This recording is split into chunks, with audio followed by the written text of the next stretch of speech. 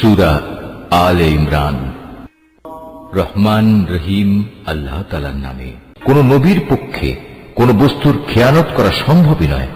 হ্যাঁ, মানুষের মধ্যে কেউ যদি কিছু খেয়ানত করে তাহলে কিয়ামতের দিন সে ব্যক্তিকে তার খেয়ানতের সে বস্তু সহ আল্লাহর দরবারে হাজির হতে হবে।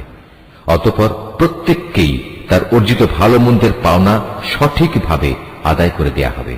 সেদিন তাদের কারো ওপর অবিচার করা হবে না। যে ব্যক্তি আল্লাহর সন্তুষ্টির পথ অনুসরণ করে তার সাথে কিভাবে সে ব্যক্তি তুলনা করা যায়?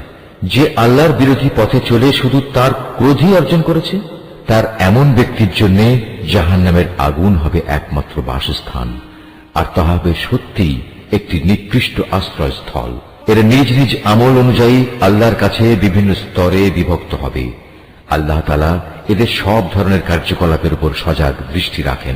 আল্লাহ তাআলা অবশ্যই তাঁর ঈমানদার বান্দাদের উপর এই অনুগ্রহ করেছেন যে তিনি তাদের মাঝ থেকে একজন ব্যক্তিকে রসূল করে পাঠিয়েছেন, যে তাদের কাছে আল্লাহর কিতাবের আয়াতসমূহ পড়ে শোনায় এবং সে অনুযায়ী সে তাদের জীবনকে পরিশুদ্ধ করে। সর্বোপরি সে নবী তাদের আল্লাহর কিতাব ও তাঁর গ্রন্থলব্ধ জ্ঞান বিজ্ঞান শিক্ষা দেয়। অথচ এরা সবাই ইতিপূর্বে স্পষ্ট ভ্রান্তিতে নিমজ্জিত ছিল।